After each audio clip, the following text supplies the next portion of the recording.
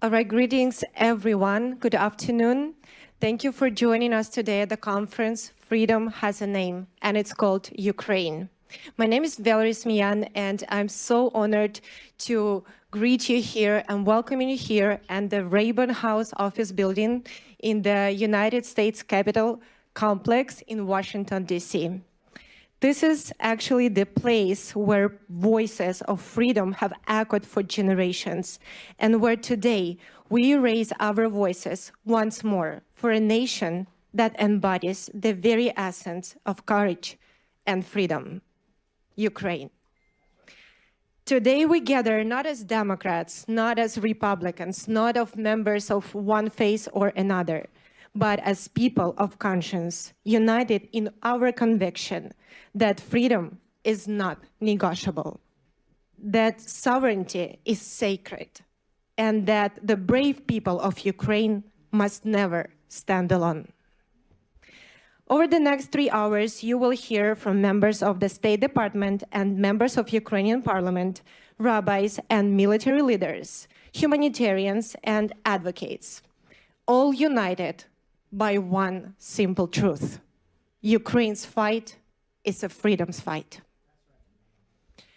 It is our special honor for us today to acknowledge that veterans of Ukraine's war are present with us today in the room.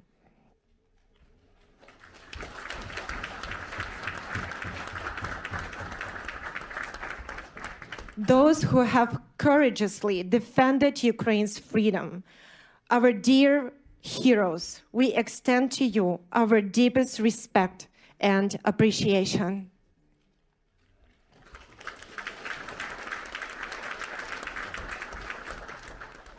And this conference, Freedom Has a Name, and it's called Ukraine, is made possible through the vision and tireless work of Pastor Mark Burns, a globally recognized spiritual leader, a spiritual advisor to President Donald Trump, and the chairman of Spiritual Diplomats, a global initiative committed to leveraging moral authority and faith-based leadership to address the world's most pressing crisis. Pastor Mark Burns received Ukraine's Order of Merit Third Class from the President of Ukraine, Zelensky, in Sofia Square in Kyiv. Pastor Burns has been an unwavering advocate for Ukraine, traveling to Ukraine, meeting with its leaders, and working tirelessly to ensure that America supports Ukraine in its fight for the very values upon which United States of America was founded. Ladies and gentlemen, it is my great honor to welcome Pastor Mark Burns.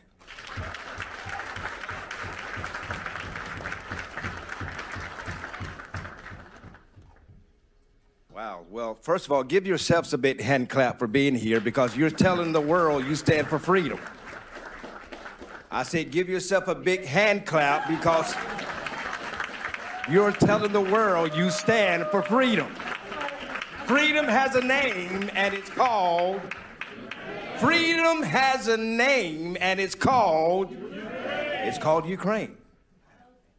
It's called Ukraine. That's why we're here. We're here because people are dying. People are freezing. Mr. Mayor, so happy to see you again. Power is out. And it is no time to have champagne. This is no time to have drinks, cocktails. It is no time to pat ourselves on the back, while men and women of Ukraine are right now dodging drones that are hovering over them every single day, while little children are being killed just to go to church, while women have been raped by the evil, vicious military called Russia, led by an evil man called Vladimir Putin. Here, here. This is no time to congratulate ourselves. That's right. When I talk to the president, I remind the president constantly of how the evil atrocities that are happening. We're going to hear from some of them today, right here. Of a parliamentarian, member of Congress, Ukrainian congresswoman. He's going to be here. Yuli is going to teach to us. He's going to tell us exactly what's happening on the ground.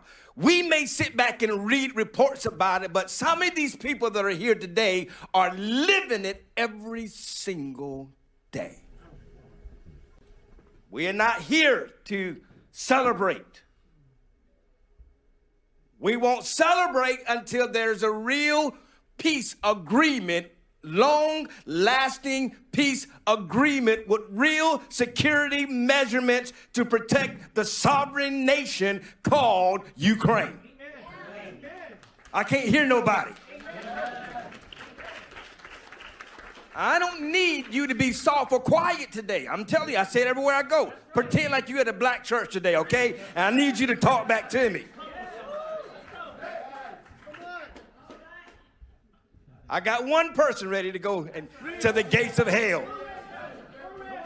I got any real fighters here who are ready to say, we won't stop until the bombs stop dropping in Ukraine. I can't hear nobody. I can't hear nobody. That's why you're here. You're here because you're saying, I'm not choosing party sides. This has nothing to do about whether I'm a Democrat or a Republican. This has nothing to do about whether I'm called a liberal or a conservative. This has nothing to do about the left or the right. This has everything to do with the human right of a nation called Ukraine. Are y'all hear what I'm telling you? The people that we've asked to come here today, these leaders who are standing in the gap, and they are here they've been fighting this fight for a long time. When the president of Ukraine President Zelensky gave me a medal, I felt so ashamed. I felt ashamed. Felt like we haven't done anything. I don't deserve this. So many people, the real heroes, some of you are in this room right now. You've been fighting this fight for years. You saw it coming. While people were quiet, while people were silent, you saw the maneuvers happening.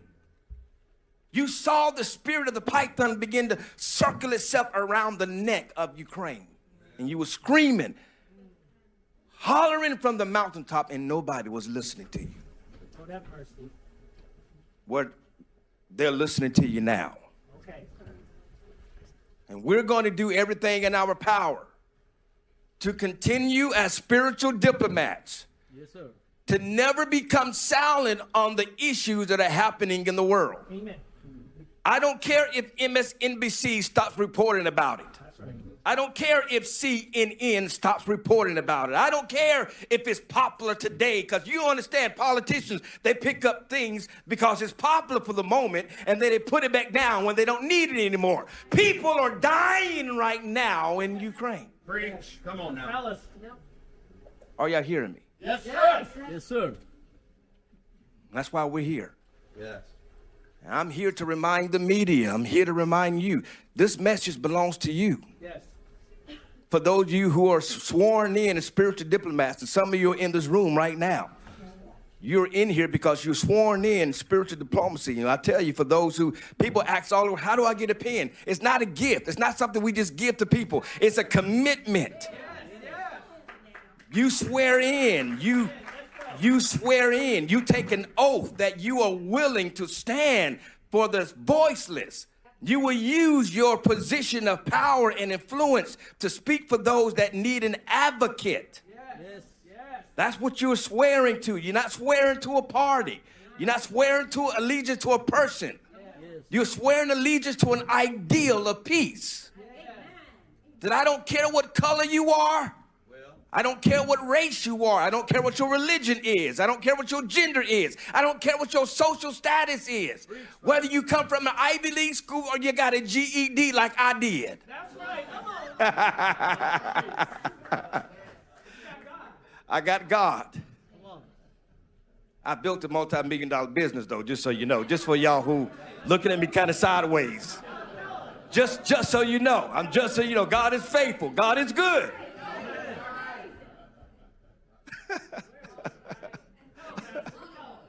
God, he will do it.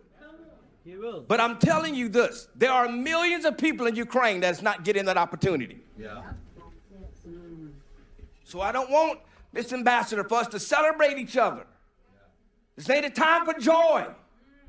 We will laugh, but it is a time to remember our brothers and sisters right now, Bishop, that are in the freezing cold in Kyiv right now. They are in the freezing cold in Bucha right now. Power outages are going out right now. President Zelensky would have been here, but he can't leave the people that are happening right now in Kyiv. I said, sir, you stay where you are. You be the inspiration where you are, because right now what's more important is that your people never lose hope. And I'm telling you right now, the people of Ukraine are not losing hope. That's right. No, they're not. But we need your help to continue to echo this message. That every camera you can get in front of, every interview you can do, anyone that will listen to you, talk about the message of Ukraine.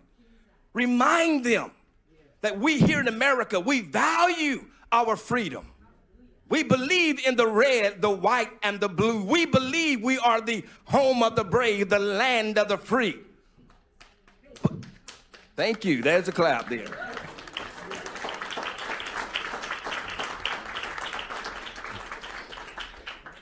Miss Mi Young, God bless you. All the hard work you're doing for Korea. She's a true spiritual diplomat.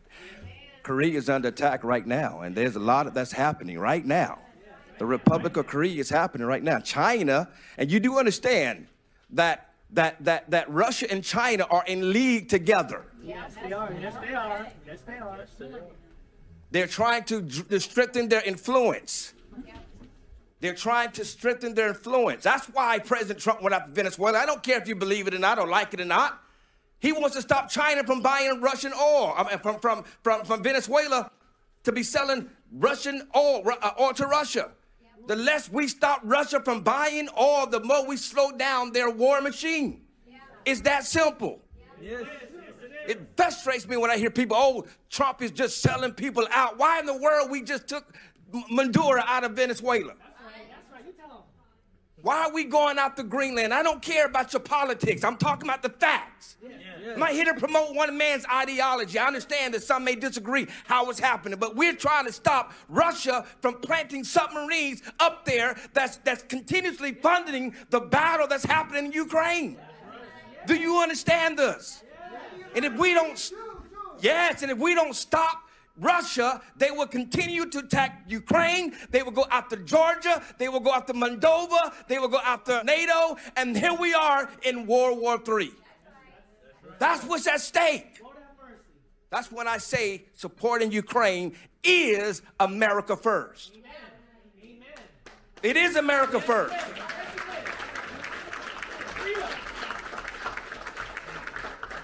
Because if we don't stop them now, we will have to be forced to stop them with the American boys on the ground in Kyiv. No, Lord. No, Lord. The Baltic states, NATO. Are y'all listening to me? Yes, sir. This is bigger than some sermon. I'm not trying to give you no sermon. I'm trying to, for those who may not be educated, this was at stake. This is what's at stake. And many of you who are way more experts, Mr. Anderson, way more experts than I am. Mr. Michael, way more experts than I am. Been fighting this fight for a long time. And I pray that the information that they give you is to inspire you to constantly keep reminding why we are doing this, why we will not be silent, why we will never shut up, why we will continue to echo the message around the world. Why will we continue to remind you why we are making this fight, and why we're standing with Ukraine. And we're close. The president said to me a couple of days ago, we are very close. Literally said to me, he said, we almost got a deal. We almost got a deal. He said, we almost got a deal. But we're so close. Remind the people, we're very close. We're fighting hard. I don't care what it looks like on the news. Please hear me, my brothers and my sisters. And you are my brothers and my sisters. You are my brothers and my sisters. We may not agree with everything, but that's okay. That's okay. We don't have to agree on everything, but what we can agree on, we stand together. Are you hearing me? That's why spiritual diplomacy is working. Yes, together. Because it's together. It's a together action. It's a together action. Yes, sir. You may look different from me. That's why I love all the spiritual diplomacy meetings. We just a bunch of rainbow people that come together. I love it. I love it. Come on, somebody say you love it, you love it, you love it. I love it. It's a rainbow of people that says, listen, we may disagree, we may not look the same, we may speak a different language, we may have a different social class, but in the end, we will all stand for something that all of us want, and it's a word called freedom. Somebody say yes to that. Yes. I could be a Jew and I want freedom. I could be a Muslim and I want freedom. I could be black and I want freedom. I could be white and want freedom. I could be female and desire freedom. I could be from a Christian and desire freedom. Are you hearing me? I could be from Africa and need freedom. It doesn't matter what race I am. It doesn't matter what color I am. It doesn't matter what my political affiliation is. Everybody that's alive on the green earth, we desire freedom. If you believe it, say yes to that. Freedom. Freedom. Yes, freedom. Freedom. And we got to remember Haiti, yes, Haiti, everyone, all of the country. Pakistan, yes. All of it, absolutely. Yes, freedom, that's right. Call it out, hell it out. That's what it was here for. Freedom. China needs freedom. Yes, Iran needs freedom. North Korea needs freedom. That's right. But can't you? It needs freedom. And that's the point that I'm trying to make to you. That's why we're here. So I'm going to be done preaching. I'm done. I'm getting out the way because you got a lot of great speakers that are coming up. A lot of great speakers. I want to give a shout out to ALLATRA for helping to make this happen. Can we honor them? Marina, Miss Valerie, our boss. That's what we call her. Amen. Miss Olga, I think she's out there in the back. But everybody's working so hard to make these things happen. And so, again, just as not to be inspired, yes, but now what we're going to do with this inspiration, we're going to get to work. Right now, people are asking me, how do I get a spiritual diplomacy pen? Right? I don't have a lot of them today. I have some, but I'm just saying to you, there is a commitment that goes with it. And those who are willing to make that commitment, maybe by the end of this event, we can, for those that desire to be come and take on the oath of a spiritual diplomat, then we can swear you in. But we'll try our best to get to that. But it's a true commitment. I beg you. You understand? As I said to you before, if you just want to take a picture, then I don't need you. I don't want you. If you don't want you. If you just want to put on social media and say I was here at the conference and just brag on social media, you keep your keyboard warrior yourself at home because we don't need you. But if you're a real fighter, you will go to the front lines. You will go to where we need to go. You may lose friends over it. You may not be popular because of it. But that's who we're looking for. And that's what we're going to continue to do for Ukraine. And you're going to hear from some great, amazing experts up here. I'm so grateful for each and every one of them that are here. Some flew a long way from Kyiv to be here, from Ukraine to be here. And so I'm going to get out the way. I want to hear from all of them. So I want you all to be inspired because they inspire me. And there's much work to do. Slava Ukraini.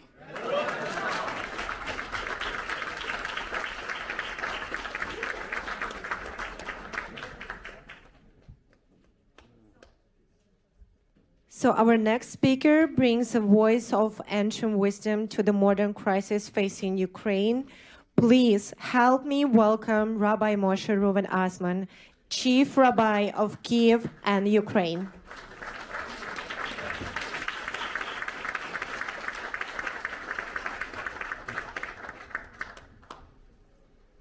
Dear friends, thank you everybody that coming here. Thank you, Pastor Mike Burns, that you are a real patriot of Ukraine. And from the first time that I met you till now, you know, and God take you to the right place. I would like to say you that I asked to Pastor Mark Burns to come to Ukraine, and he agreed. He came, and he saw with his eyes what the Russian criminal regime made in Ukraine. It's Bucha, Irpin, Borodyanka. People was murdered there. I saw his heart was broken, and after this he talked. We have meeting with the religions representative, all religions in Ukraine, and they brought him truth. How many Ukrainian children was stole to Russia? How many religion buildings was destroyed? How many priests was killed? What Russia did in Ukraine? And his heart was. He decided to come back to America and to bring truth to here. That all people in America know truth. First of all, I would like to thank American people, and here in Congress, I would like to thank to Republicans and Democrats and President of the United States, Donald John Trump, for help that you stand with Ukraine. 4 years, terrible war. People died. Here, people tired. I speak people, they tired. It's, how long is the war? But you have to know that people in Ukraine, and they not only tired, they are every day under the shelling, under the attacks, and now I come from the Ukraine, is freezing. Here is below 0 degrees. And people in Russia attacked the civil infrastructure, and people sitting in the buildings without heating, without light, without water, without an elevator work. And my volunteers come personally to the 20 floors to bring the old people water, to bring them food, to bring them warm clothes, and to evacuate people. When you see it, you understand immediately what is our prayer. I think people here, I was here today, it was prayer breakfast, people here pray, but now it's not enough. We have to pray, but when we see the people in the tragedy, we come them to save them. That's why I thank God that gave me opportunity to be in the right place in the right time. I'm from the first day of the war. I didn't left Ukraine. I could leave Ukraine, but I didn't left Ukraine. And I was a few times under the strong shelling and risked my life. And I proud that I knew volunteers and Christian volunteers that lost their lives in the beginning of the war, in the middle of the war, lost their lives to defend people. And thank the Ukrainian soldiers, heroic soldiers. That's the strong defense Ukraine that don't want to give up and to go to slavery, back to Soviet Union, back to Russia. I was born in Russia. I was born in Leningrad, as Putin was born, but he was KGB at that time. I was investigated by KGB, and that's why I know what's now the Russia. They say that would like to rebuild Soviet Union. And we as a Jewish people, we was in slavery in Egypt, slavery, and we escaped. God escaped us from Egypt, and Pharaoh wanted to take us back to Egypt, to slavery. The same thing that the Ukrainian people, the Russia, would like to take back them back to Soviet Union, to the slavery. They don't want. They want freedom, and the freedom name, it has name, and it's called Ukraine. And and. I think it's General Budanov say, no? Yes, yeah. General Budanov, now he is in negotiations, in a peace negotiation. And I would like to say a few words about Ukrainian children. And Pastor Mark Burns, remember that 20,000 then you see to the mass media, he usually say that 20,000 more, much more than 20,000 Ukrainian children they took to Russia, and they tried that they forgot their identity, their culture, their language, their motherland. I as a Jewish people, I remember the story that Russia did in 1827. That was the law, Tsar law, to take the Jewish children to the army for 25 years. And they took them from their homes, and they took them to the army, and they did all of the Russian Tsar soldiers, that they will forget their home, their language, their history, their religion. And that's the same thing Russia do now to Ukrainian people. I think that everyone in the world can, he was born free. That's why everyone can choose here who is with a religion, who is what he wants to do, and where he wants to live, and which language to speak. That's why I think that we have to thank God that we together, all good people, will in the right side, and the excess of evil, I call it Iran regime, that's with God help Donald Trump, and America will destroy a regime in Iran, North Korea, Russia, and another countries that kill people, that kill own people, don't allow them to be freedom. Thank you very much to Pastor Mark Burns to invite me. God bless you and all people here that stand with Ukraine. And I would like to, I continue to bring people to Ukraine. I ask people, please come to Ukraine, see by your eyes what's happened there. And I think here I have to be one. I just speak with one young businessman, Jordan Kestelman. I asked him and come to Ukraine and just begin to invest to Ukraine, invest just $6 million and wants to bring $1 billion investment to Ukraine and pay Ukraine. I would thank him. And Jordan, come. And today they say, yes, I continue to invest to Ukraine because I believe that Ukraine will be restored, will be good country, free country. Thank you very much. God bless you. God bless America. God bless Ukraine. Thank you.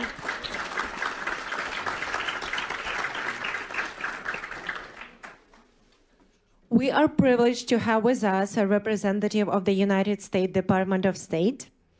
Ladies and gentlemen, welcome Mr. Christopher Anderson, who serves as the cultural attaché in the United States Department of State. Hello, everyone. I feel a little nervous speaking after such a dynamic speaker. I am not a pastor. I'm a bureaucrat. I don't have the gift of gab that some people up here do. But I have been working on Ukraine since 2014 when I was there when Russia tried to claim to annex Crimea, and I have been there, and I've also worked on behalf of the U.S. government negotiating with the Russians where they tried to deny that Ukraine was a real country based on ridiculous claims about Polish nobility and ridiculous themes like that. I know how difficult it is to do this, and I know how tough the situation is. And in fact, I was just in Ukraine a couple of weeks ago with my boss, Assistant Secretary of State for Democracy, Human Rights and Labor, Riley Barnes.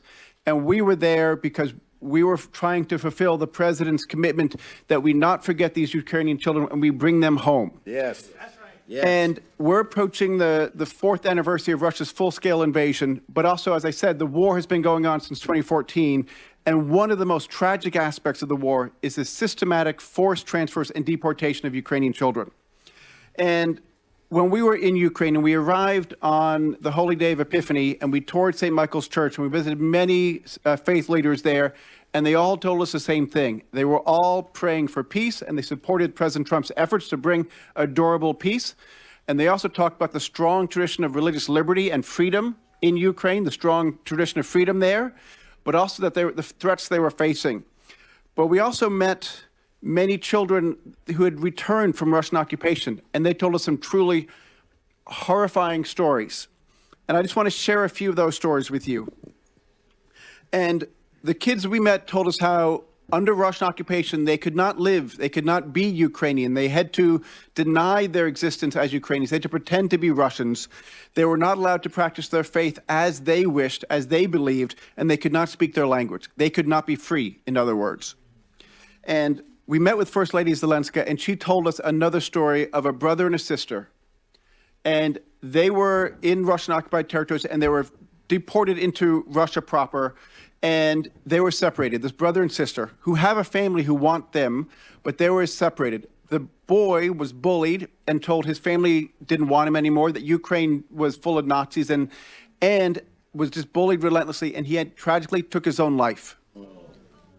The sister was unable to go to the funeral, and they then put her in an orphanage for children with behavioral difficulties. I will tell you, I would be disturbed too if I had to endure such horrific circumstances. And so they are keeping her in an orphanage in Russia, even though her family wants her back, and the Russian government is denying that effort. And then we also heard of another story who was living in occupation, and they refused to let him speak Ukrainian, and they were teaching him Russian and getting him ready to serve in the army. And then with the help of a group called Save Ukraine, he was able to escape and return to Ukraine where he could be free again. And there are well-documented reports that these children are subject to re-education, a phrase that is incredibly chilling and is in the line of Korea, Soviet Union, Iran, all those sorts of horrible states. And these children are blocked from contacting their families, and they are told lies that Ukraine does not exist. And then I also want to tell one more story that we heard about a family where they were removed from occupied territory and forced to go through filtration camp, another chilling word. And the father that we heard about had a Ukrainian tattoo, and the Russians tortured him and burned off the tattoo because it showed the symbol of Ukraine, and they didn't like that. And then the daughter was forced to live on her own, and she never saw the mother again. And we don't know what happened to her, but she considered herself a Ukrainian, and that was unacceptable to the Russians. Now, these are horrible stories, and these are not isolated. There's well-documented pattern and practice of this by the Russian government. But what we did note is the bravery of the Ukrainian people, and particularly these children, was truly inspiring. And we cannot forget those children, or we need to get them home. And so I just want to close by echoing President Trump and First Lady Melania Trump's promise. We are dedicated to guaranteeing the safe return of Ukrainian children to their families, and that is unwavering, and we'll do everything we can to bring them home. Thank you.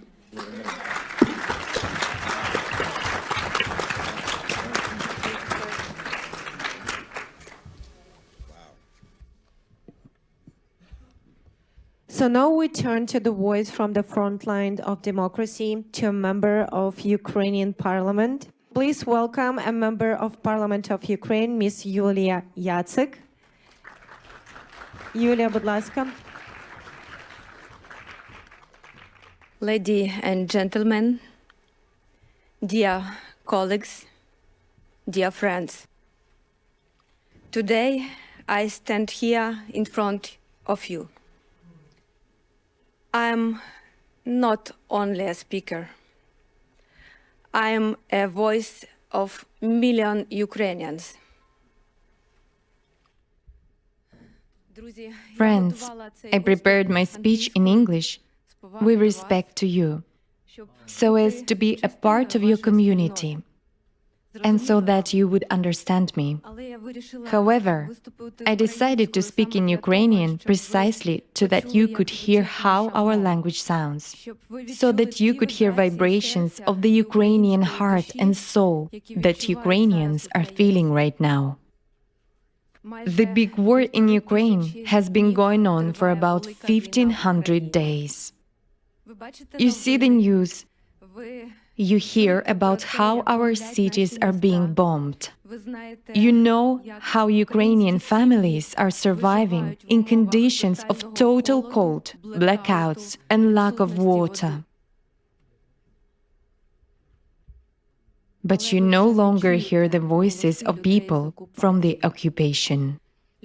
People living in occupied Melitopol, Mariupol, Verdansk, Tokmak, and my native Vasilivka that was occupied back in February 2022.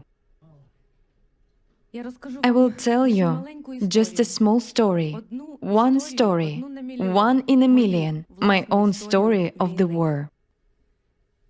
I remember February 2022, the full-scale invasion, fierce battles, and the resistance of Ukrainian people to the enemy.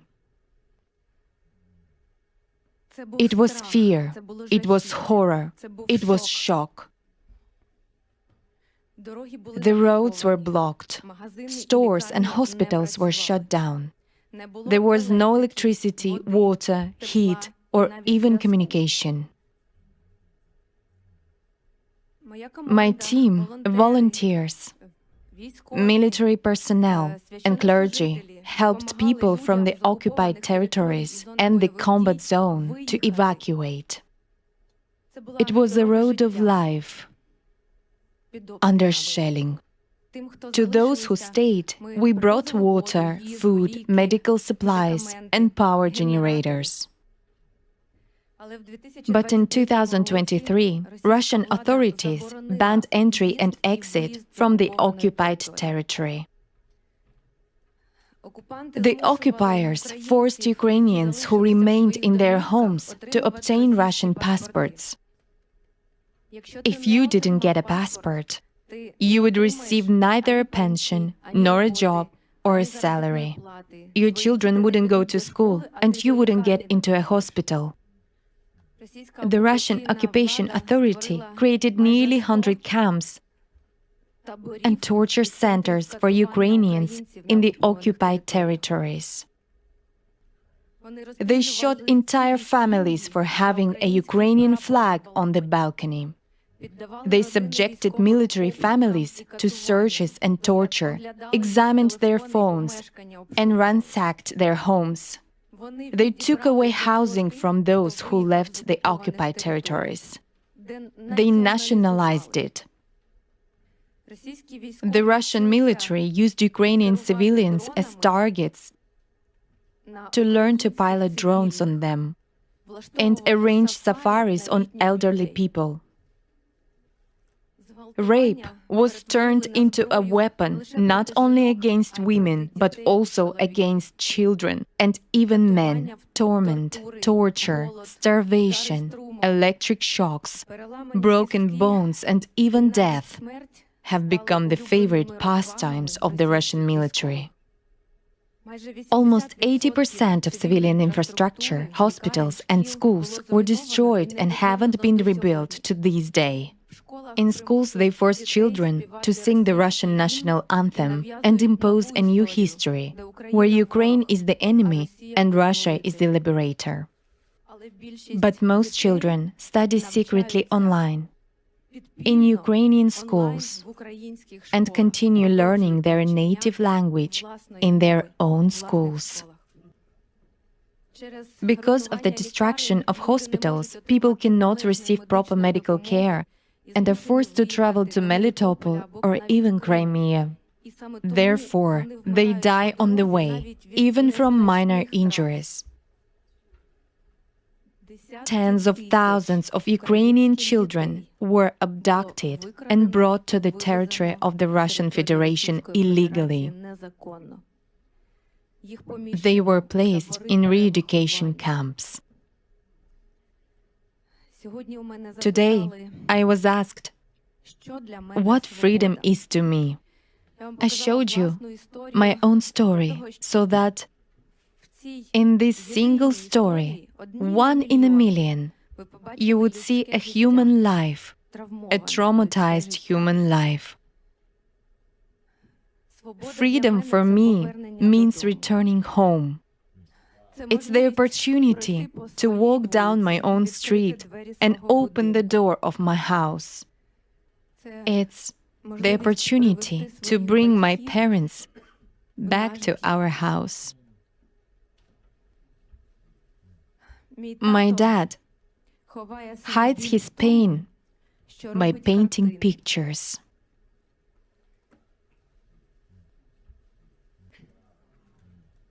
I'd like to present this painting to you. This is the Ukrainian Bereginya, created by my dad.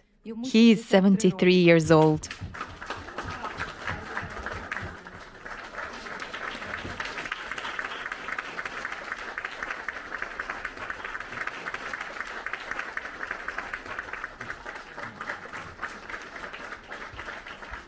It's a symbol of female power, the power that protects Ukraine, our homes, our children, and our native land.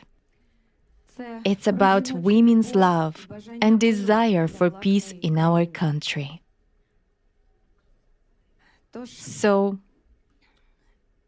concluding my speech, I understand my time is up. I want to say that it's very important for me to be here and now among you, because Ukraine is fighting for freedom and those very democratic values that are cultivated by the United States of America and all European countries. For freedom, for truth, for life. This is our common struggle. After all, God acts through the hands of ordinary people. Because peace is not a dream. It's a very difficult, definitely not an easy path, step by step, hand in hand, with prayer in our hearts, together. Together, our voices are strong. In God, we trust. Amen.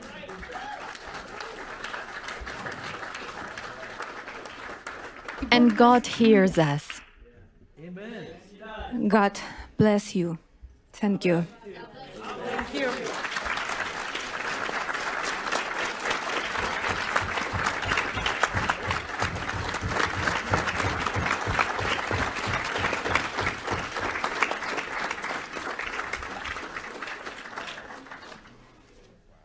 Taking this opportunity, I will steal 5 more minutes. I'd like to convey gratitude from the Ukrainian Parliament, from the Verkhovna Rada of Ukraine, to Pastor Mark Burns for his sincere Ukrainian soul and big Ukrainian heart.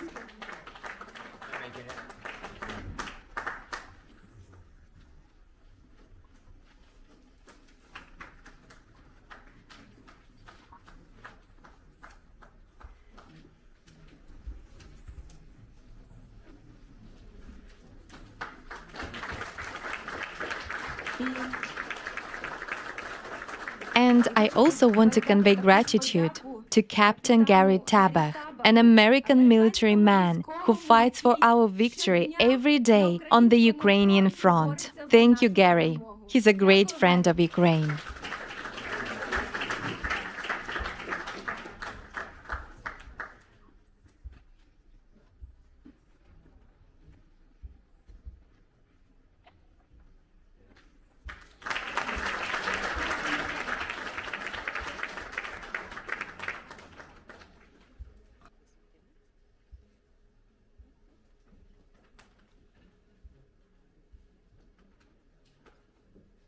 Thank you very much, Yulia. And next, I'm proud to introduce Captain Gary Tabach, a retired United States Navy captain who has dedicated his life to service, honor, and the defense of freedom.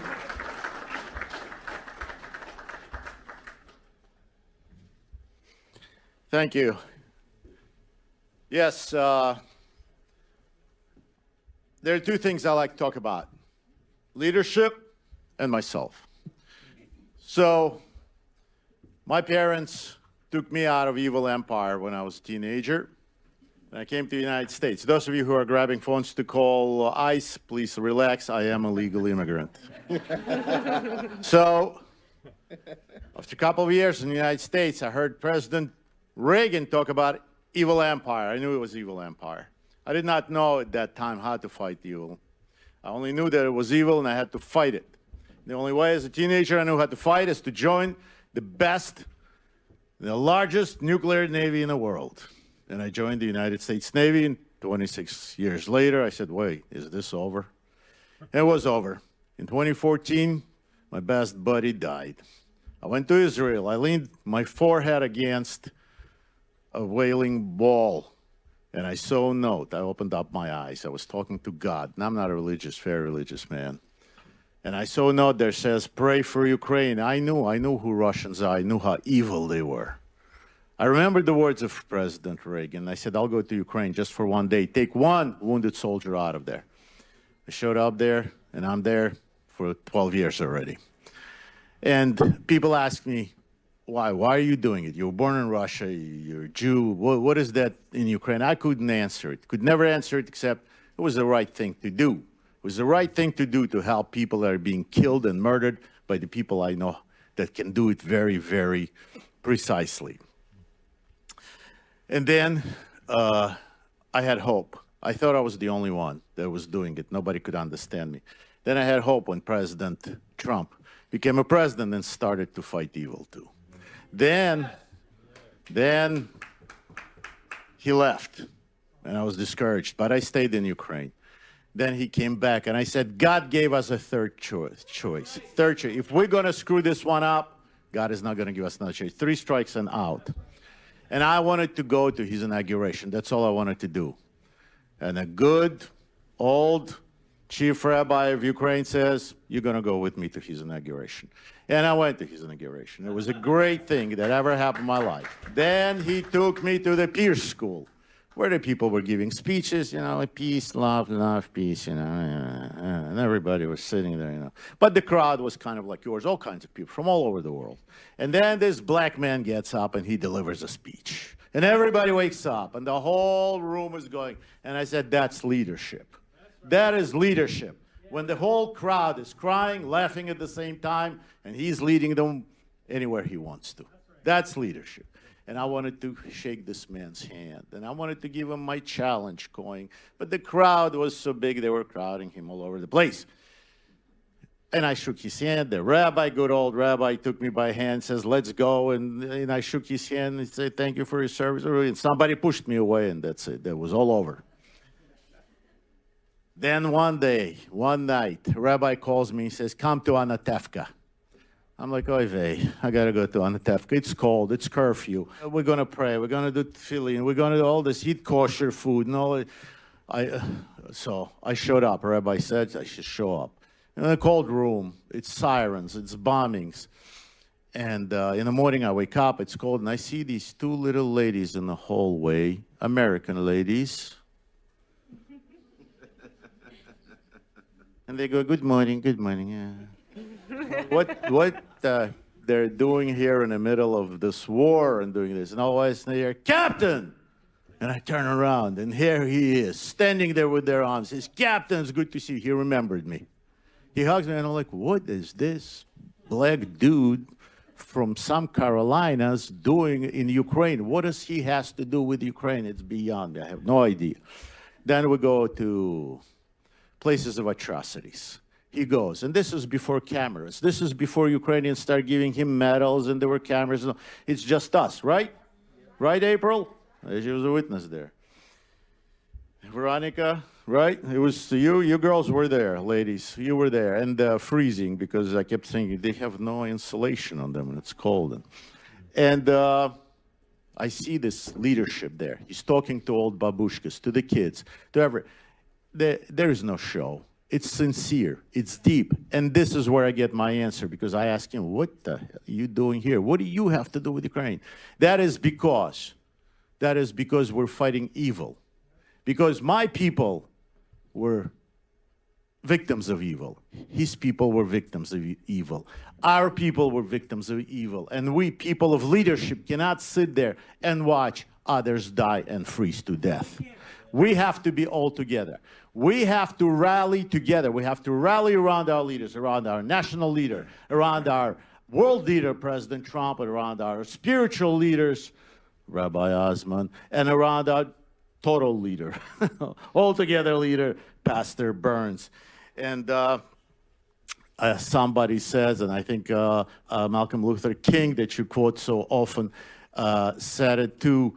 It's attributed to many people. All that evil needs to win is to have a lot of good people do nothing about it. And it's a leader who's going to say, no, stop. It's not going to go through me. You're not going to go through while we're on the watch, right? But give me an amen. Give me an amen, Pastor. Give me an amen. I'm going to be a black preacher doing that. Yes, you are. We all do. And as a slave, Ukrainian recruit, soldier slave as well, but a very talented poet, a very famous poet, and an artist, Taras Shevchenko, said, fight and you shall win. Fight and you'll be successful, and we're going to fight. Yes. We're going to fight. We're going to rally around the people who are going to be, and I'm very, very proud that I can stay shoulder to shoulder, back to back, with Pastor Burns, with President Trump, fighting that evil. Unfortunately, Pastor, I cannot fight any longer the way I used to do. I cannot hold a weapon in my hands anymore. But you gave me another weapon. You gave me a spiritual weapon. So I want to return the favor. I want to present you with my weapon. Unfortunately, I couldn't. I almost got arrested because our Capitol Police told me I cannot bring a weapon into this building. So my friend smuggled just the sheath. But this is a Ukrainian Cossack saber. That is actually our Marine saber. You can look it up. Is similar to it. Hurrah! Exactly. And when I'm going to salute the good pastor, and I'm going to present that with him, I want you all give me a hoorah. Okay. You want to drop down your face and give me 20? Come on! Give me a hoorah! Hoorah!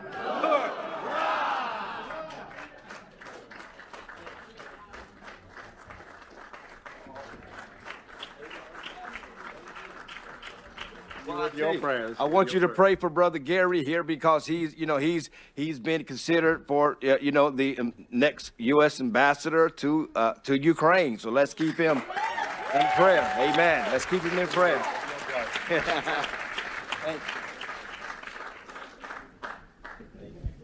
me a hoorah for my brothers in arms.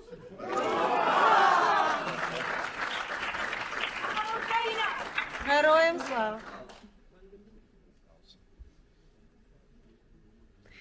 Now it is my pleasure to introduce our next speaker, Ms. Marina Ovtsinova, the president of ALLATRA International Public Movement, a global risk strategy specialist who has studied in Harvard Kennedy School of Government and Harvard Law School. Amen. Wow. Good day, dear friends. It's such a pleasure to see you all here, representative of different beliefs, different political views, different nationalities. It's such a big pleasure to stay here in front of you and deliver a very important message. As a president of ALLATRA International Public Movement, we are so grateful for this opportunity to be here. And we are grateful to Pastor Burns for everything he is doing for the entire planet, for every single person, because he has unique ability. He developed very, very important initiative, spiritual diplomacy.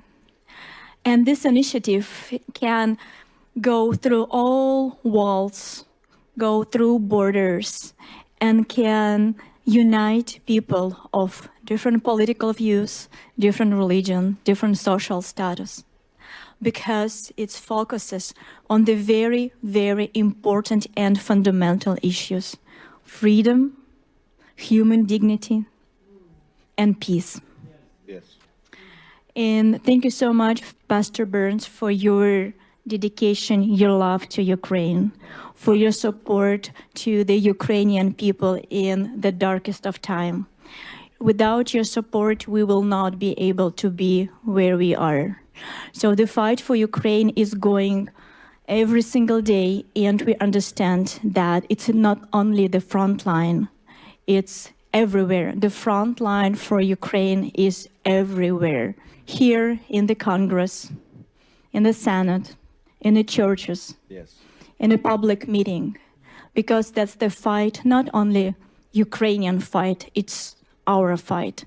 Because like Pastor Burns choose the name for the conference that we're here. Freedom has a name and it's called Ukraine.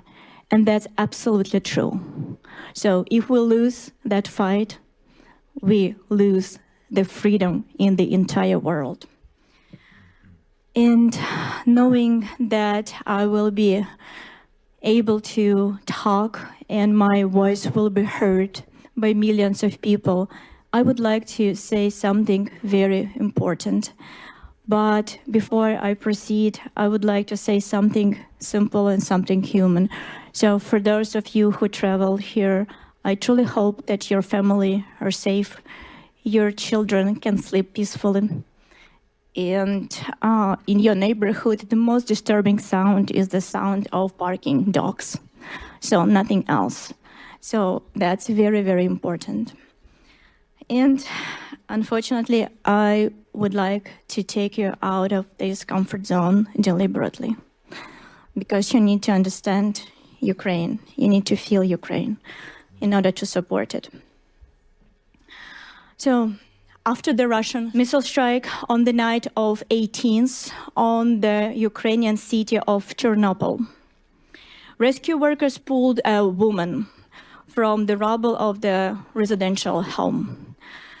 And as they were pulling her out, she was tearfully, desperately pleading with the rescue workers. And you will never guess what she was asking them. When they tried to help her, through pain and tears,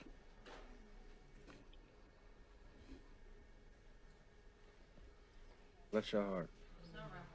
Bless your heart. she was keep saying, "Don't save me. I beg you. I just watched my son burn. My God. And I need to hear you this one more time. A mother being pulled from the ruins of her own home, begging the rescue not to save her life because her child was just killed before her eyes. And here what's happened next. Ukrainian mother began to share this on the social media, not for the fame, not for the political purposes, but to share the message that from now on, every night they will sleep with their kids. Not because to keep them warm, because it's extremely cold in Ukraine, but only because if the missile will strike or drone strikes their home, their body will protect their child, and they will do everything possible in order to protect their children. And that's the essence of Ukraine, protection. You need to understand that there is something that do not end with Ukrainian mothers. Protection is the nature of the Ukrainian nation. This instinct, this first desperate, beautiful instinct to protect is everywhere in Ukraine. So Ukrainian volunteers create the point of invincibility, shelter with warmth, with electricity, where everybody who needs help can come and will receive the help. And these volunteers create those shelters for the people that they don't know. They do it to protect. Ukrainian medics run towards explosion, not away from it, but towards, and they do it to protect people that are affected right now. Ukrainian teachers, they educate children in the basement, in the metro station. They do that because they understand they want to protect the future of Ukrainian nation and Ukrainian soldiers. Sons, daughters, fathers, and mothers stand on the front lines not for glory, but so that people behind them can live one more day.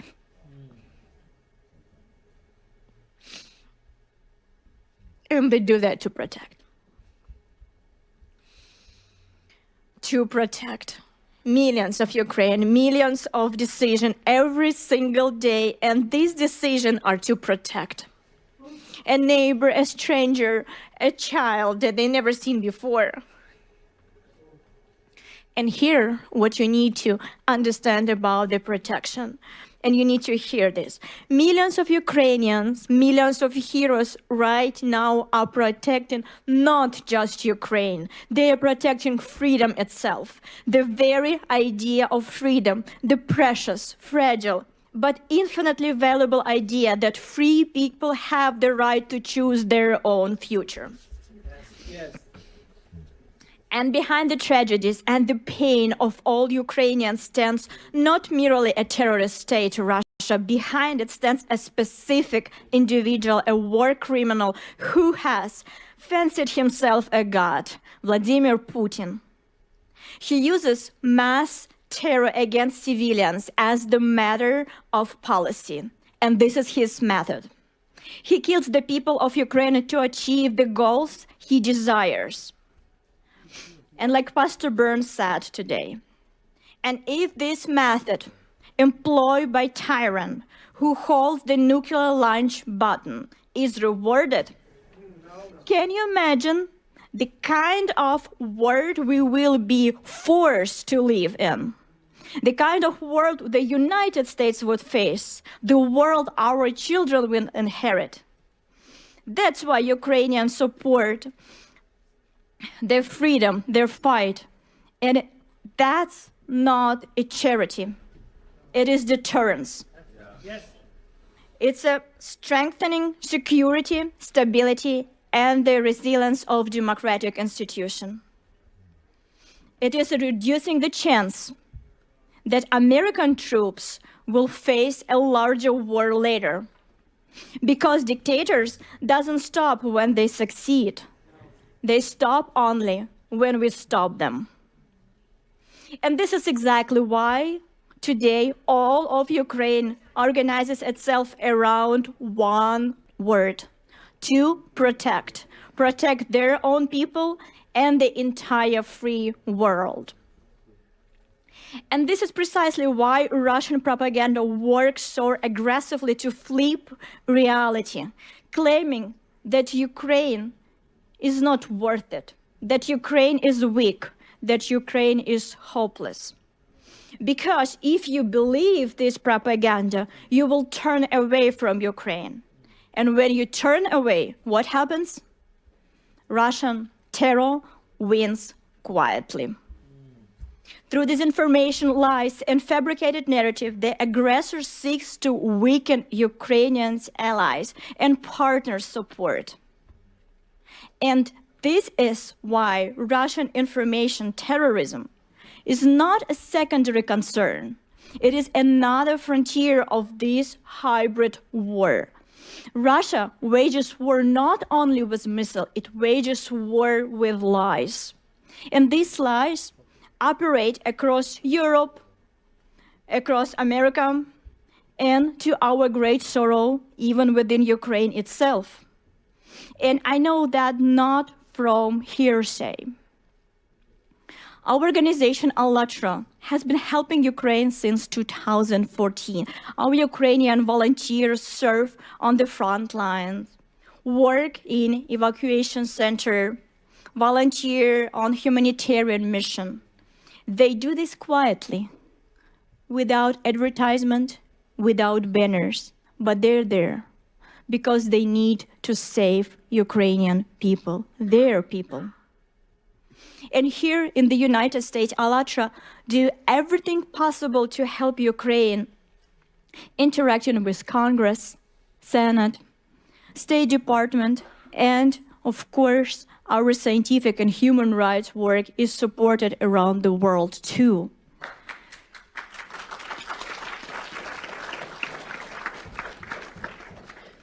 But do you know which is the only country in the world that has banned ALLATRA? Can you guess? Russia. Of course, Russia. The only country where our volunteers systematically persecuted, tortured, thrown into prison. Russia. Why? Because we speak the truth about Putin's Nazi regime, because we speak the truth about the threat of the Siberian plume, which they want hide from an entire world, and because we support Ukraine. And this about that. The Kremlin considers us such a big threat that it launched full-scale persecution against us. Seeking to remove strong players from the board, Kremlin agents around the world spread lies about our organization. They call us pro-Russian sect. Absurd? Yes, it is. But unfortunately, absurdity, that is work. And because if you open the internet today, Ukrainian media, European media, you will find articles calling ALLATRA pro-Russian. The very same organization that Russia has banned and destroying, the very same organization whose volunteers sitting in jail and being subject to torture in Russian prison.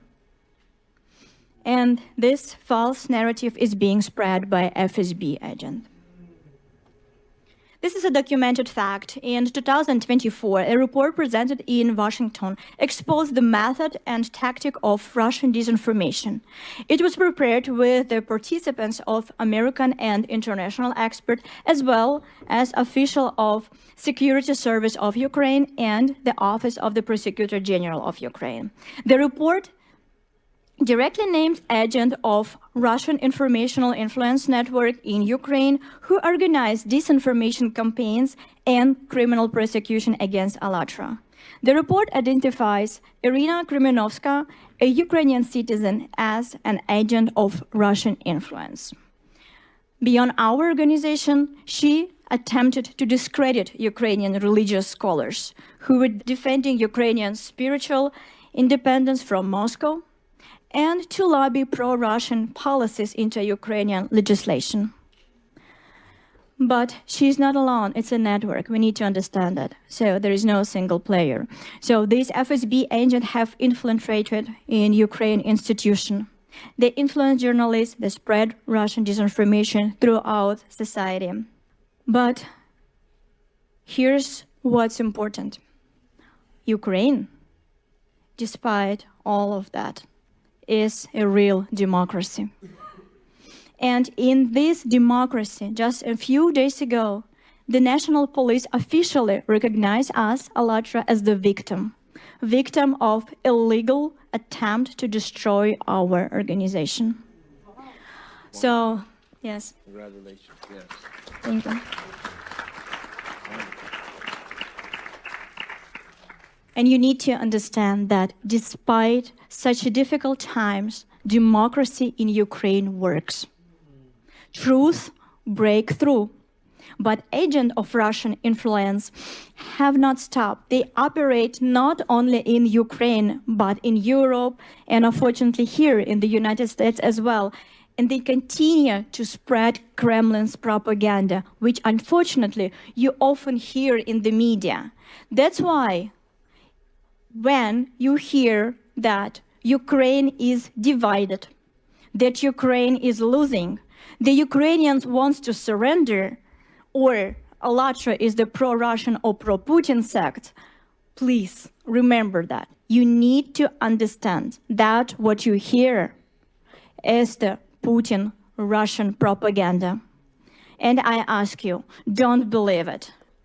Instead, believe Ukrainian mothers who protect their children from Russian drones and Russian missiles. Believe Ukrainian volunteers who deliver medical supply under the fire, and Ukrainian field medics who perform very difficult operation under the drone attack without electricity.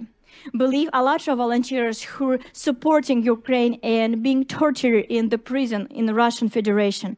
Believe the Ukrainian defenders on the front lines who share effort, literally sparing no part of their bodies, their very lives, every day bravely defend our rights, yours and mine, to live in the free and civilized world where tyranny has no place.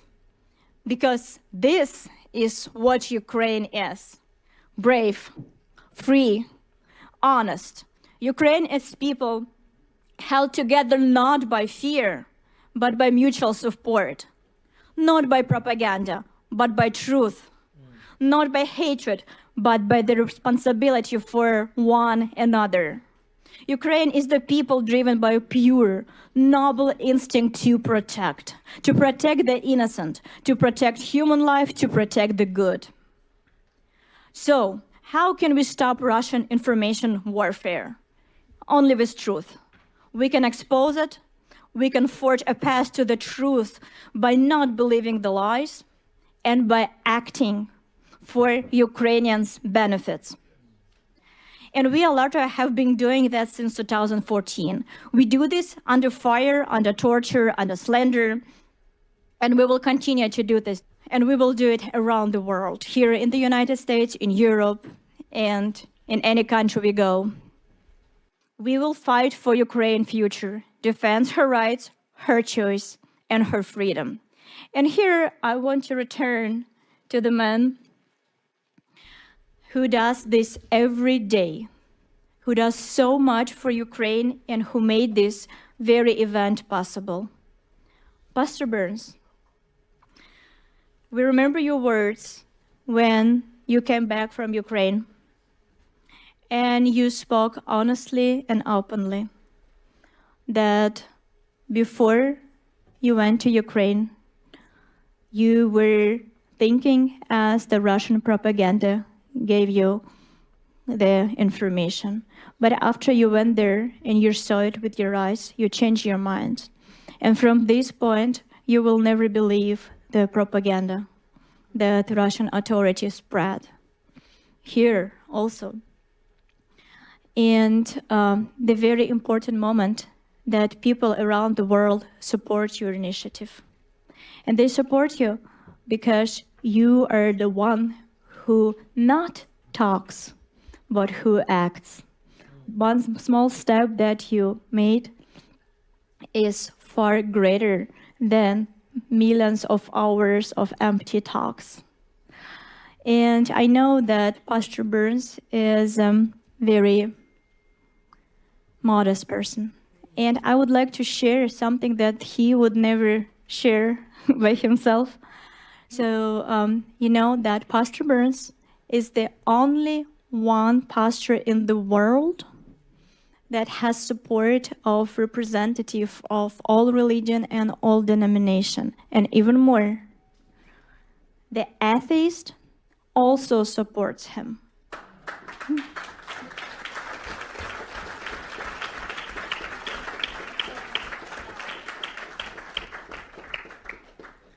People believe in Pastor Burns because of his action, because he is doing more than he is saying.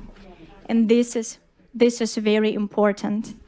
And every time when he starts the Spiritual Diplomacy Conference, he said, if you're here for a picture, I don't need you. That's right.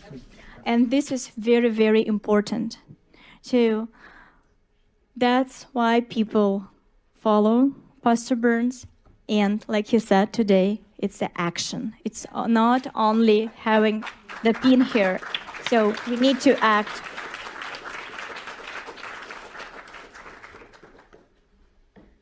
And we really, really appreciate your support of Ukraine. It's very, very needed today. So that's why keep working and we will support you in all the action. So today we had a lot of different speakers and we heard different parts of Ukrainian life. And I was really touched by Pani Yulia, representative of Ukrainian parliament. And I truly, truly believe that the sound of Ukrainian voice that you heard today, you bring home. So you will remember this melody, the melody of the spirit of freedom, dignity, and the protection. Unfortunately, right now, in order to protect their freedom and freedom of the entire world right now, Ukrainian nation paying very, very high price. They pay with the life of their children, the families, the future of the families. we need to understand that they're paying this price not for themselves, but for us, for the international order that provides your children with safety. We need to understand and remember that when Ukraine stands firm, the idea stands firm that power does not give the right to destroy your neighbor. When Ukraine holds, the principle holds that a human being matters more than the imperial ambition of one tyrant.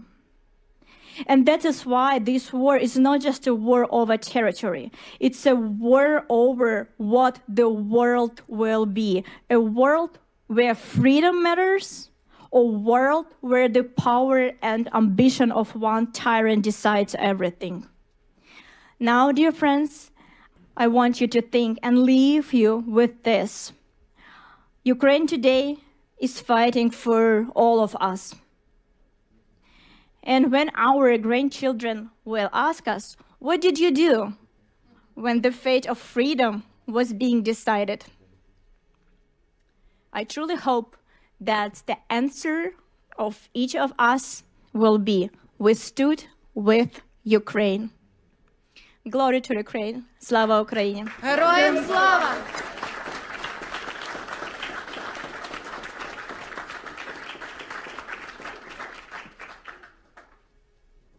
Now we are asked to join us for a minute of silence to honor those who gave their lives in Ukraine for a free future for all of us. Please, 1 minute of silence.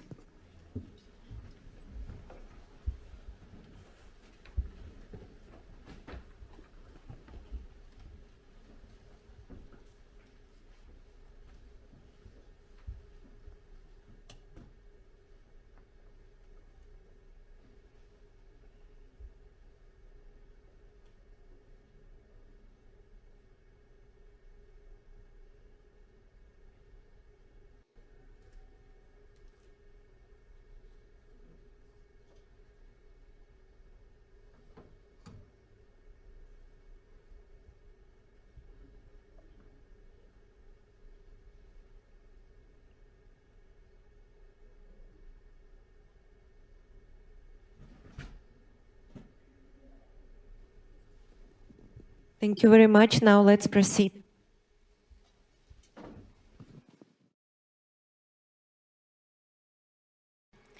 Help me to welcome our next speaker, Mr. Pavlo Frolov, a member of the Parliament of Ukraine, where he has advocated for the protection of Ukrainian refugee rights, ensuring that displaced Ukrainians receive the support and legal protection they need and deserve.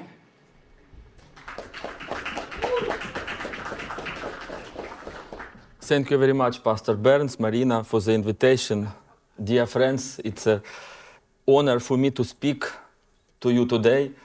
People of different faiths, nationalities, and political views are gathered here around one shared value, human dignity.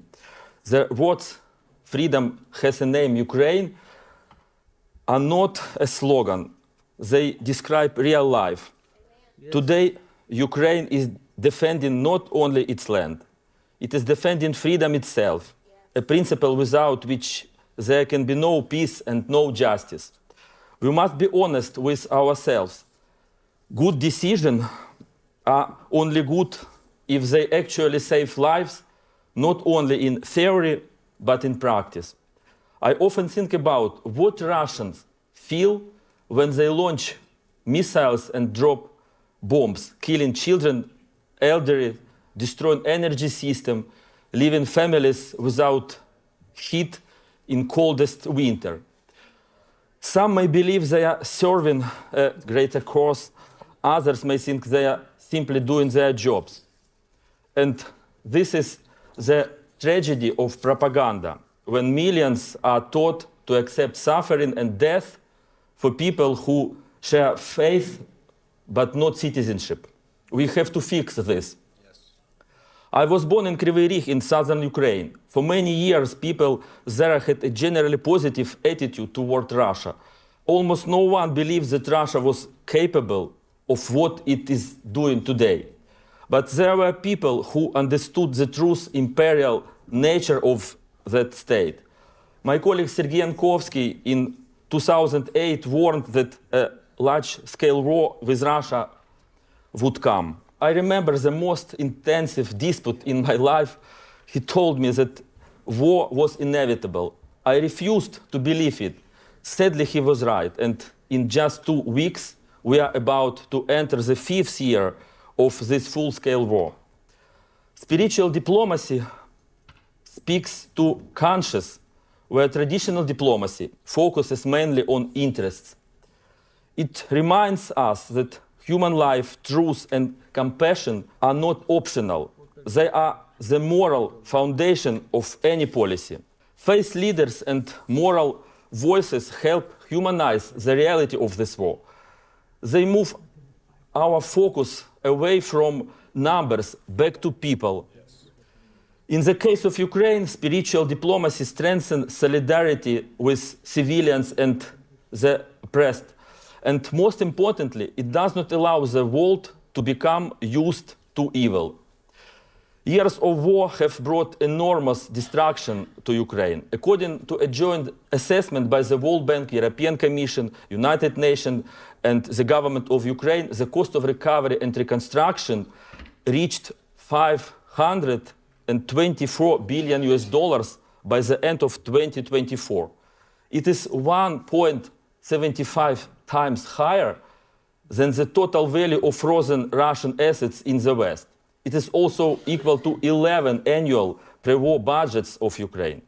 And I want to stress this clearly. This figure includes only material damage. It does not include the damage to human life, health, and dignity. In the Ukrainian parliament, I serve as the head of the Commission on the Right of Internally Displaced Persons, that is IDPs, and other war victims. My colleagues and I work with those who need help the most. This includes 4.5 million IDPs inside Ukraine, 6.9 million refugees abroad, about 6 million Ukrainians living under occupation. More than 6 million Ukrainians have lost their homes fully or partially. To understand the scale, this is roughly the population of US state, Maryland or Missouri, or entire population of Bulgaria. The world has not seen such destruction since the Second World War. At the same time, much has already been done. Ukraine has become the first country in the world to launch an international compensation mechanism for war victims before the war has even ended. Within the framework of the Council of Europe, the International Register of Damage for Ukraine has already been created. The Compensation Commission has also been launched and is expected to start reviewing victims' claims next year. In Ukraine, we are doing everything we can to help people survive the war. We have implemented dozens of state programs to support more than 1.5 million of most vulnerable people. There is still a great deal of work ahead. Helping victims of the war is not a temporary charity. It is a long-term moral and social responsibility for the Ukrainian state and for our international partners. Now, the most important thing for us is to establish a sustainable, long-lasting and just peace. Peace means more than a ceasefire. It means restoring lives, communities, and human dignity.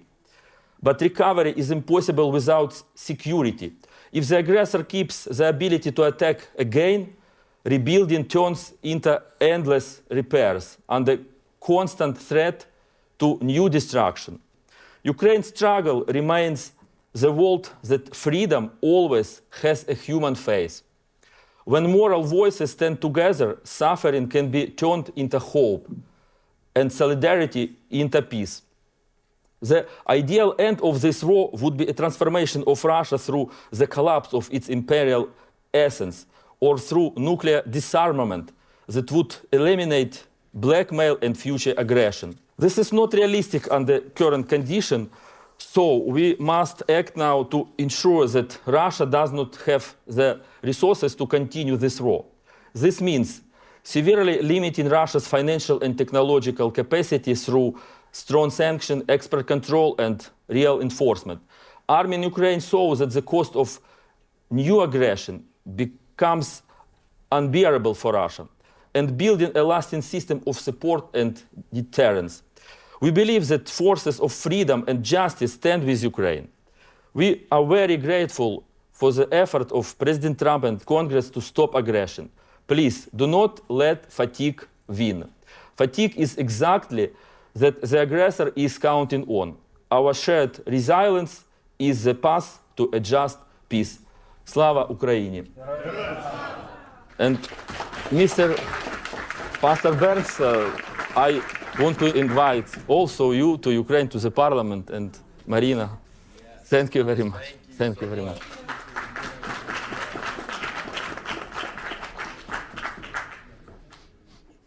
Our next speaker is Vitaly Orlov, co-founder of Ukrainian Week in Washington, D.C., and coordinator of the prayer movement Intercessors for Ukraine.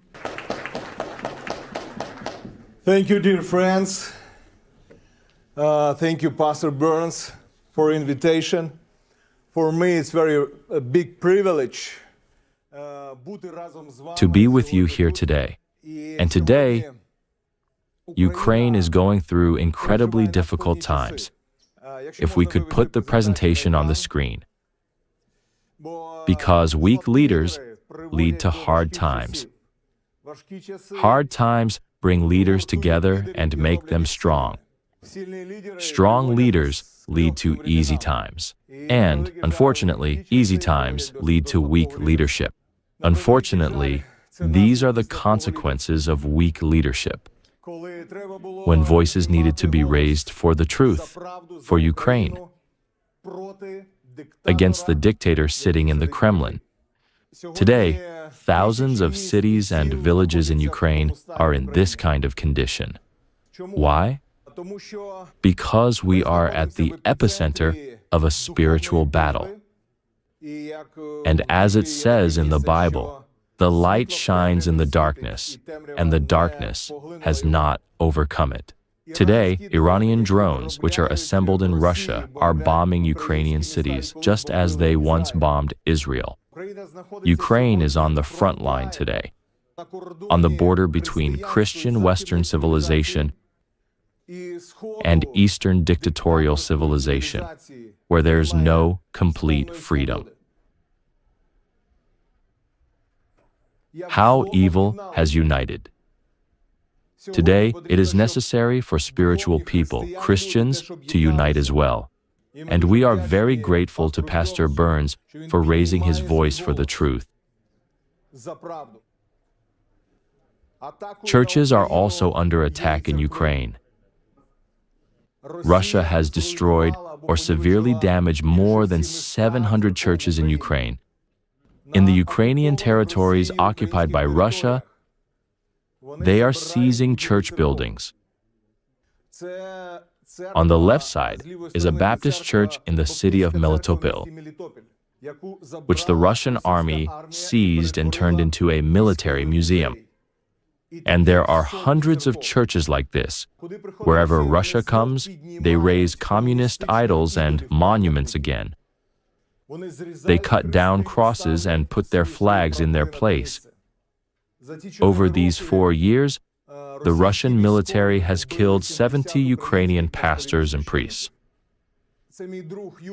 This is my friend Yuri, a pastor who came to his church in Kupiansk for morning prayer. As soon as the prayer service ended and the people left, he stayed behind.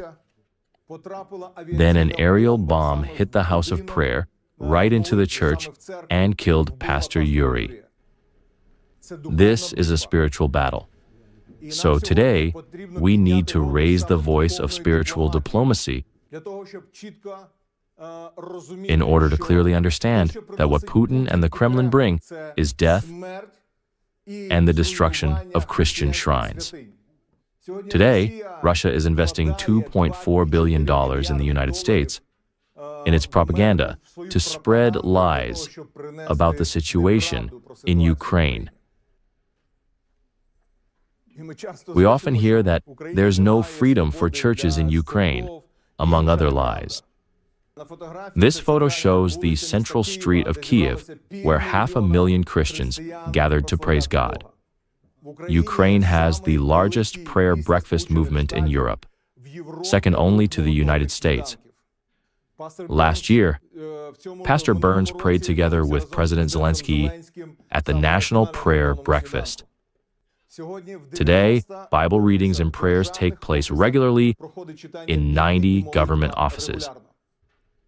This is a spiritual battle, and for spiritual victory, we need to raise the voice of prayer and the voice of spiritual diplomacy. And today, we have presented each of you with my book, Great God in the Terrible War in Ukraine. It's specifically about the spiritual causes of this horrible war. In conclusion, let me say that last year, Verkhovna Rada of Ukraine voted to establish a national day of prayer at the legislative level.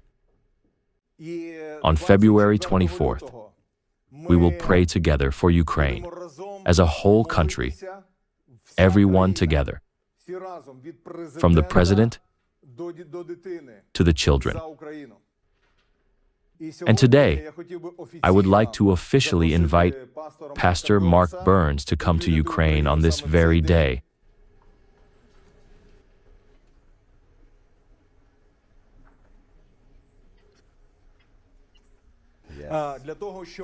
To pray with the President of Ukraine in the morning.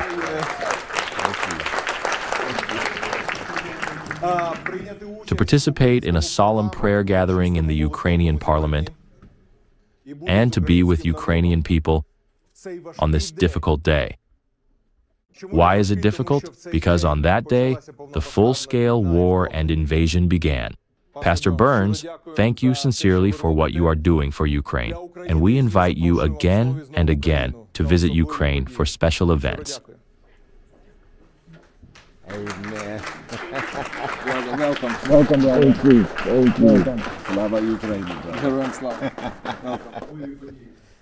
Now I would like to invite Mr. Artem Saulyak, an interpreter from Ukraine, and Petro Voloshenko to the podium.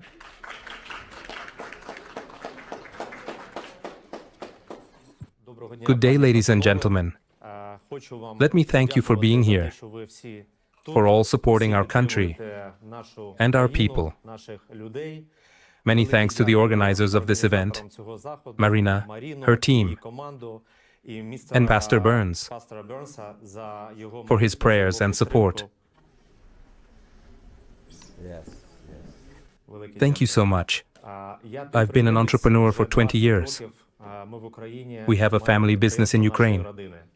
And I want to convey to you how hard it is for our entrepreneurs and our employees to work when Kiev and the entire Ukraine are being bombed, yet they still get to work and work nonetheless.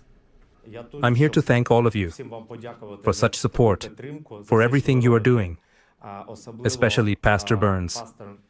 This is very important because our nation, our people, feel this deeply. This is incredibly important. Pastor Burns, we would like to present a gift to you from our people, from Ukraine.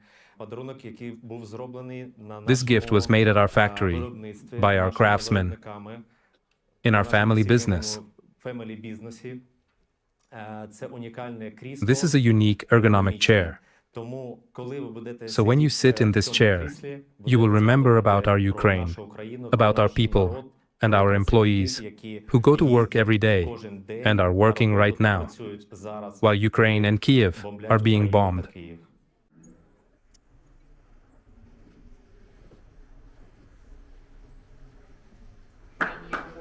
Wow!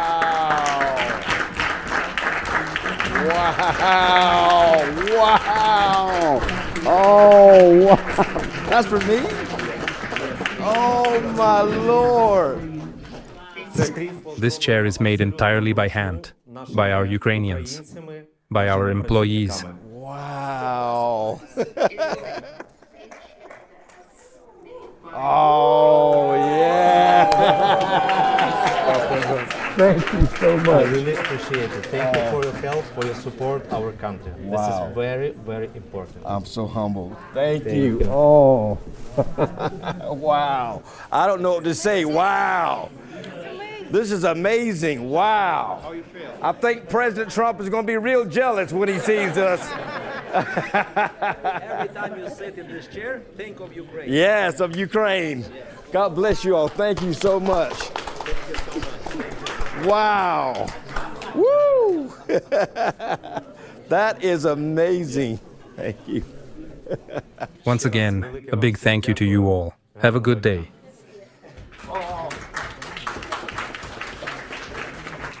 Good afternoon. First of all, I'd like to thank Pastor Burns for his tremendous work. I know of no other pastor in the world who has fought so hard for Ukraine and its freedom.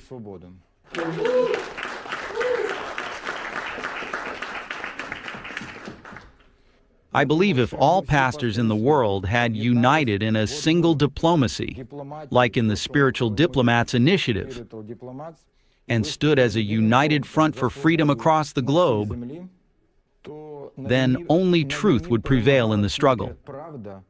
There would never be wars, and people and children would not be dying.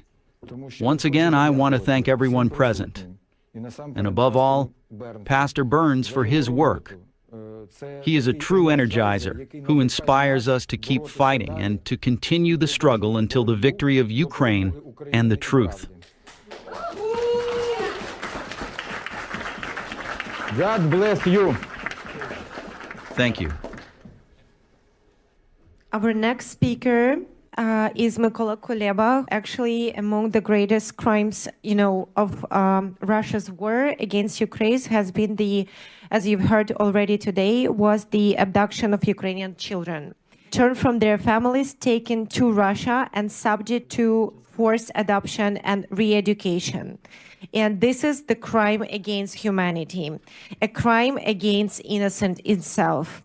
And our next speaker has dedicated himself to bringing these children home. Welcome, Mr. Mykola Kuleba, who is CEO and co-founder of Save Ukraine, an organization working tirelessly to locate, recover, and reunite abducted Ukrainian children with their families.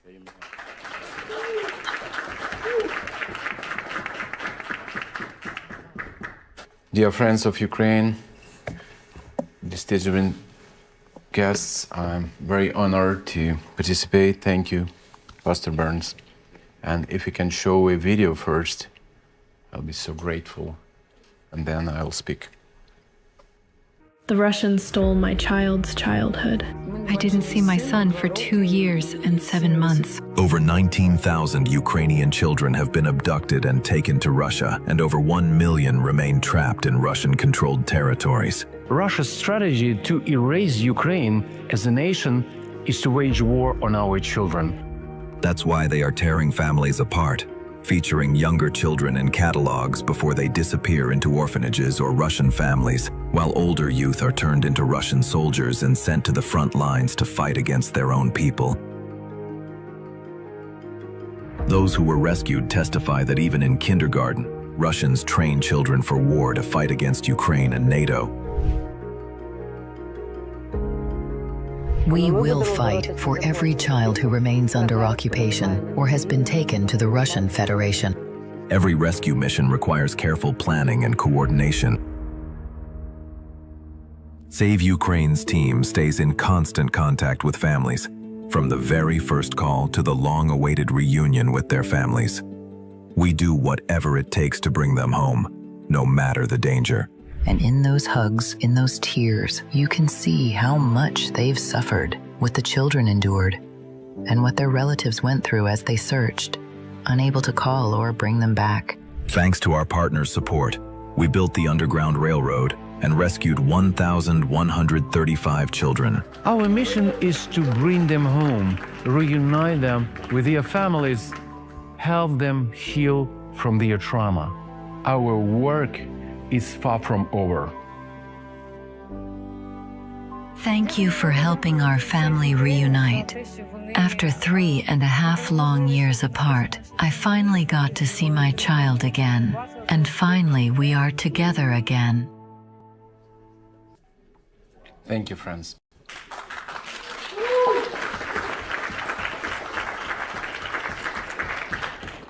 And as you heard, Save Ukraine for today rescued 1,141 kids and from Russia and temporary occupied territories. And today we are bringing witness to one of the gravest crimes in our century: the systematic abduction, trafficking, and militarization of Ukrainian children by the Russian Federation.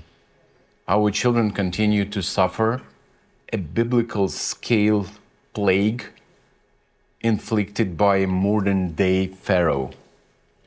So imagine your child walking into school in your country and being told you may no longer speak your language, only Russian. Your American name or your country's name is forbidden. From today, you will raise a Russian flag, swear loyalty to Russia and Putin, and study from books that say that your country never existed. From today, you are told that you have to believe not in God, but in our leader named Putin. And we just rescued last week one boy who told us that every day his school teacher told him, "We want to kill all Americans in the name of Jesus." Wow. Imagine teachers wearing that speaking your child's native language is extremism. And imagine your child being sent to a summer camp where they crawl under barbed wire, through grenades, and are taught that you, their own family, are the enemy. At least 20,000 children have been abducted by Russia. They have been militarized or deported to Russia and trafficked into Russian families. The Russians have made it very difficult to track our children. They are stripped of their names, birthday, language, faith, and families. This is a deliberate strategy to erase their identities and Ukraine's future. More than 1.6 million Ukrainian children are now imprisoned behind Russian new Iron Curtain that has descended across Ukraine, and they indoctrinated to believe that the USA and NATO countries are the true enemies which they have to fight now and forever. Save Ukraine is providing a full spectrum of services to children in need, from organizing dozens of dangerous rescue missions inside Russia and occupied territories, across thousands of miles through the Underground Railroad. It continues with the holistic medical, mental, and trauma recovery and safe and savory integration of children and families into local Ukrainian communities. Save Ukraine has documented testimonies of each of the 1,141 children we have rescued. It is clear that Russia's efforts are designed to hurt and destroy entire families. Punishment for resistance is severe and deliberate, intended to instill fear. They describe streets filled with Russian soldiers, armored vehicles at every corner, and parents terrified to let their children go outside because the military presence is everywhere. 15-year-old Sasha told us how one day Russian soldiers grabbed him off the street, put him in a truck, and forced him to dig trenches every day. Girls constantly report harassment and intimidation by Russian soldiers. Homes are raided at any hour of the day or night. Children tell us they must keep their phones clean at all time, deleting messages, photos, anything that could reveal their Ukrainian identity, because a single image or conversation can lead to brutal consequences. I just talked with one boy who'd been rescued from Lugansk under 11 years of occupation, and he told he was really afraid to go outside his house. It is 11 years of life in constant fear. And I'm asking you to continue your prayers. I can tell you tons of stories about how children suffer in occupied territories, and still hundreds of thousands of children in Russia's trap. And we need your prayers, and please stand with us. We believe that this war for our children, for our families, and we want to pray together every day, and we believe that God will protect us. Thank you very much. Thank you, Pastor.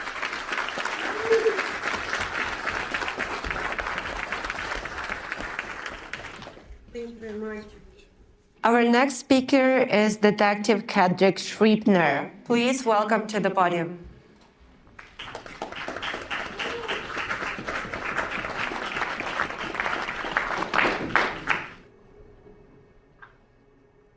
Thank you, Pastor Burns, for allowing me to come and speak. My name is Kedrick Shrieppner, and I'm the founder of the Kedrick Shrieppner Foundation. We support the widows and orphans of the fallen heroes of the Nigerian police force. And when you talk about widows and orphans, in Ukraine, I've seen the devastation. Do you know what it's like especially being in law enforcement, doing death notifications? But with what I'm seeing in the Ukraine, it is horrible. And the families that are left, torn apart, children displaced, that just burdens my heart. Yeah. And I'm praying for the widows and the orphans, because when you lose a father, when you lose a husband, you have to fend for yourself. You have to protect the children if they're still there with you. And it's just a horrible thing. So I pray with all of the Ukrainians. I pray with the widows and orphans. And I just pray that you pray with me as I pray with them. Also, Pastor Burns, I will do a donation. Oh, wow.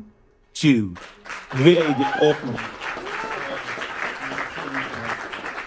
So thank you so much for the opportunity. God bless you all. And please pray for the widows and orphans of Ukraine. Amen. Thank you, sir. Thank you so much. And now, to send us forth with purpose and with fire, I invite back to the stage the man whose vision made this day possible. Thank you. A spiritual leader that believes that faith without action is incomplete. So please welcome to the stage Pastor Mark Burns. Thank you so much. Well, first of all, thank you. I promise you we won't be long. Thank you so much. Give yourself a big hand clap for being advocates for Ukraine. And I see so many wonderful faces, so many spiritual diplomacy pins that are out there. It means a lot that many of you who already had one from our first event showed up today. And that means a lot to your commitment. You're not just talking about it, you're being about it. There's so much work to be done. I know we're going to be leading delegations to Ukraine. We'll be reaching out to all of you to come and be a part. We're getting ready for Pakistan. Again, as I said the last time, we're going to be asking you to come out. But also here in America, we're leading a delegation to Chicago.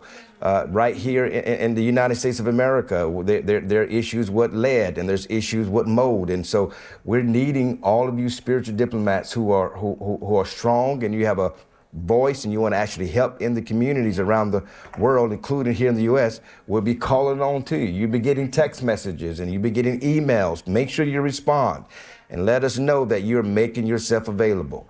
Again, thanks so much to ALLATRA and to all that they've done, Miss Marina, the president, and Miss Valerie, Director of Communications.